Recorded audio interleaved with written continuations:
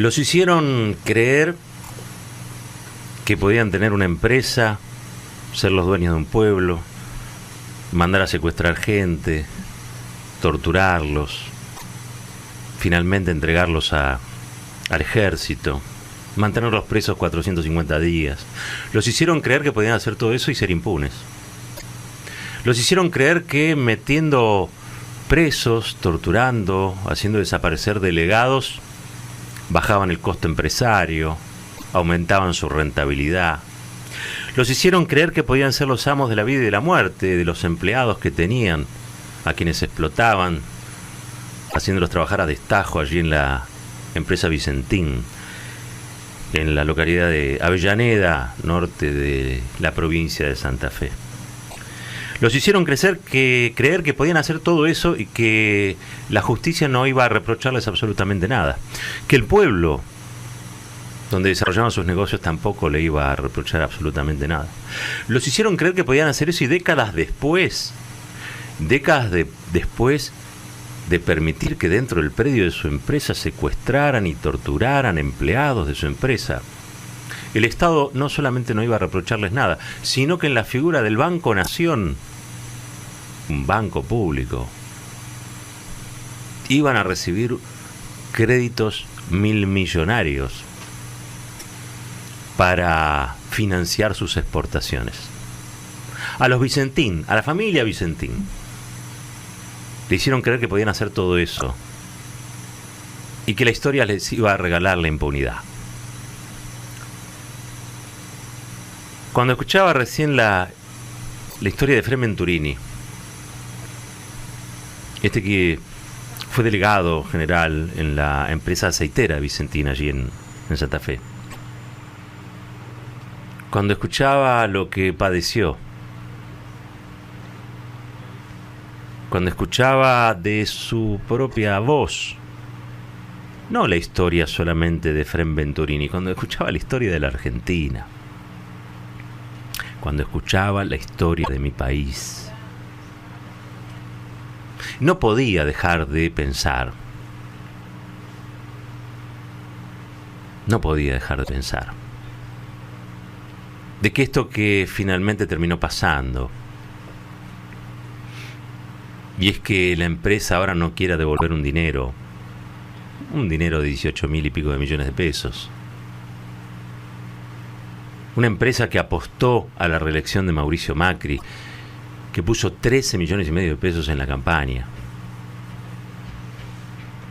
Les decía, cuando escuchaba la historia de Efrén Venturini, pensaba por otro lado, y claro,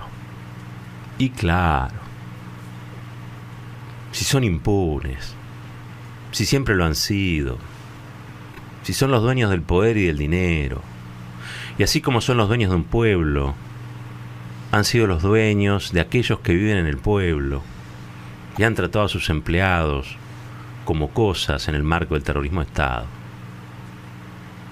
Si pudieron hacer eso, ¿cómo no van a poder hacer esto? ¿Cómo no van a poder decir ahora, por ejemplo, que esos 18.700 millones de pesos no lo van a devolver porque la empresa atraviesa un estrés financiero? Estrés financiero. Estrés es lo que debe haber vivido la familia de Efrén, la familia Venturini. Traumatismo, algún tipo de traumatismo, lo que deben haber atravesado luego de la historia que les tocó vivir. No me vengan ahora que las que se estresan son las empresas. Efrén nos contó una tragedia. Y nos contó quiénes son los responsables, los dueños, los propietarios de esta empresa. Pero Efrén nos enseñó sobre todo que en la Argentina nada, absolutamente nada, nace de un huevo. Son todos procesos históricos, sociales, económicos, políticos, culturales. Y son las relaciones de poder las que marcan quiénes son los beneficiarios y los perjudicados en cada momento. Me da la impresión, tengo para mí, que los perjudicados de todas las épocas son muchos más que los beneficiados. No salió esta noticia de Vicentín en Clarín en La Nación. Perdón, yo sé que ya no se puede hablar mucho de Clarín, que parece que ya eso no existe, que la ley de medios quedó en el pasado. Discúlpenme. Pero tampoco me voy a someter a eso. Es como si alguien viniera y me dijera, ya está, la CONADEP ya terminó. La denuncia y la memoria no sirven para nada. ¿Cómo no va a servir la denuncia y la memoria? ¿Cómo no van a servir los testimonios como los de Efrén Venturini para saber dónde estamos parados y qué país tenemos que cambiar? ¿Cómo no van a servir? ¿Cómo no va a servir la experiencia de la Ley de Servicios de Comunicación Audiovisual, por ejemplo, para saber por qué Clarín, por qué La Nación hoy no dicen nada de esta verdadera estafa cometida contra un banco público, estafa de la que vamos a tener que hacernos cargo nosotros, como hicimos siempre, absolutamente, conviados de piedra en todas. Estamos siempre para pagar, nunca para recibir. Pero si para algo sirvió esa Ley de Servicios de Comunicación Audiovisual, es para saber que a un proceso de acumulación o de saqueo le crece en espejo un proceso de justificación, y eso se va a través de los medios de comunicación masivo. Y eso fue lo que en su momento, en el marco del terrorismo de Estado, hicieron Clarín y La Nación con papel prensa. Y como vemos, el terrorismo de Estado benefició a Vicentín, como benefició a Loma Negra, como benefició a Clarín, como benefició a La Nación, como benefició a la Ford, a Mercedes-Benz. O no sabemos, o no queremos saber.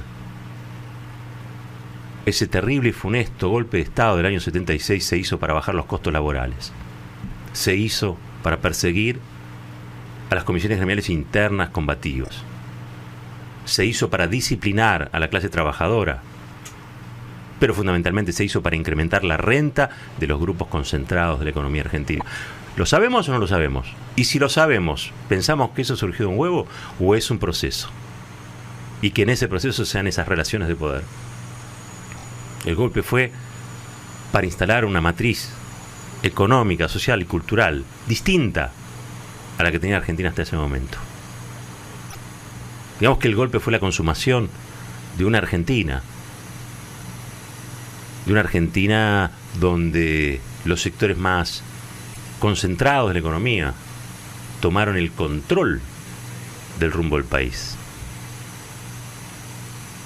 Curiosamente son los mismos grupos que después se beneficiaron durante el macrismo, ¿no? Pero hay que decirlo, esa vez ya con el voto popular. Pero son exactamente los mismos grupos. Vicentín se benefició del golpe de 76 porque a sus obreros más combativos los hizo detener, torturar, se los sacó de encima. Y Vicentín se benefició durante el gobierno de Mauricio Macri recibiendo un crédito blando, incobrable, finalmente, haciendo los aportes necesarios para que Mauricio Macri reeligiera, cosa que finalmente y por suerte no pasó. Pero como verán, hay un hilván histórico. ¿Qué es lo que nos negamos a ver? ¿Qué es lo que no se advierte? ¿A qué le tenemos miedo? ¿O acaso esto también es parte del legado y la herencia horrible del genocidio? Menos mal que están las madres, las abuelas, menos mal que están los hijos, menos mal que hay gente que ha atravesado el límite del coraje. Porque no se puede vivir y construir un país con miedo, así como no se puede vivir y construir un país en la desmemoria. Y no estoy hablando de venganza, de violencia, de nada. Estoy hablando de que cada uno se ponga el sayo que le corresponde, que cada uno asuma sus responsabilidades. Los grupos concentrados, la comunicación hegemónica, el bloque de poder en la Argentina que no sabe qué hacer con la democracia y con los ciudadanos de una democracia. Pero también esos ciudadanos de la democracia que no saben muy bien qué hacer con estos grupos corporativos, porque ¿qué demostraron los años del kirchnerismo, los últimos años del kirchnerismo, por ejemplo? Que cuando te metes con esos grupos se meten con vos. Y eso parece que a algunos los atemoriza. Miedo tendrían que tener la familia Venturini cuando no aparecía por ningún lado. Eso es tener miedo. No se puede tener miedo por cosas que no pasaron, se tiene miedo por cosas que pasaron. Y hasta que no nos saquemos de encima ese temor, hasta que no reclamemos, ya ni siquiera con coraje, con un poco de audacia, no vamos a hacer el gran cambio que este país necesita y merece. ¿Cómo fue que llegamos a los niveles de pobreza y de hambre que hoy tenemos? De hambre que hoy tenemos, por miedo. Por miedo, porque cuando se instaló el darwinismo allá por el año 2015, muchos metieron la cabeza abajo de la tierra, como el avestruz, creyendo que metiendo la cabeza abajo, la realidad no existía, no pasaban las cosas. Y las cosas pasaban igual. Y finalmente, todos terminamos jodidos.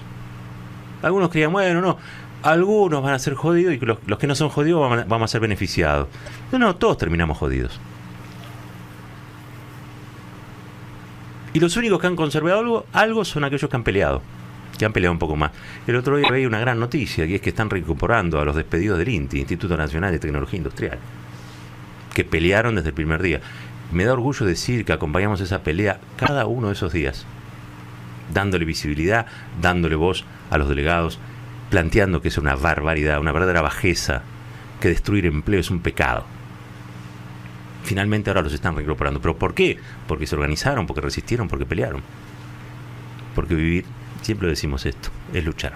Efrén Venturini, ex delegado de la fábrica Vicentín, esta fábrica hiperenriquecida gracias a la dictadura y a Mauricio Macri, todavía está esperando, porque a veces pelea solo, todavía está esperando que le reconozcan que ha sido una víctima de este abuso. Todavía está esperando. Recuerden, esto pasó en el año 76, salió de la cana en el 77. Está dando vueltas ahí en Avellaneda, en el norte santafesino. Su historia la hacemos pública nosotros porque nos encanta usar los medios de comunicación, los servicios de comunicación para esto. Para que haya memoria, para que haya registro de las cosas, para que no creamos que las cosas surgen de un huevo, para que sepamos que todo tiene que ver con una historia previa. Por decir estas cosas a veces, bueno, qué sé yo, no nos tratan muy bien. Y otras, la verdad, nos tratan fantástico. Fantástico. Porque aparte nos sentimos muy, pero muy satisfechos de no tener miedo. Porque esa es una cárcel que se la regalo. No tuvo miedo, Efrén. Efrén sigue dando testimonio. Efrén nos cuenta de un país que es el nuestro. Lo cuenta desde un lugar que muchos no vivieron, pero sí padecieron, directa o indirectamente. Lo que cuenta Efrén es el origen de esto que se sabe ahora como noticia. Una empresa grande, una empresa que empezó siendo dueña de un pueblo y que terminó siendo casi, te diría yo, dueña de un gobierno, o casi, te diría yo, dueña de un banco público como el Nación. Porque que te presten 18.700.000 pesos, si eso no es ser casi el dueño del banco, o casi el dueño del gobierno que maneja el banco. Aportantes a la campaña de Mauricio Macri, aportantes a la campaña de Cambiemos. ¿Por qué? Porque la verdad que son coherentes. Eso es lo que a veces le falta al movimiento nacional y popular. Ellos son coherentes, defienden a aquellos que los defienden, defienden al gobierno que tanto los benefició.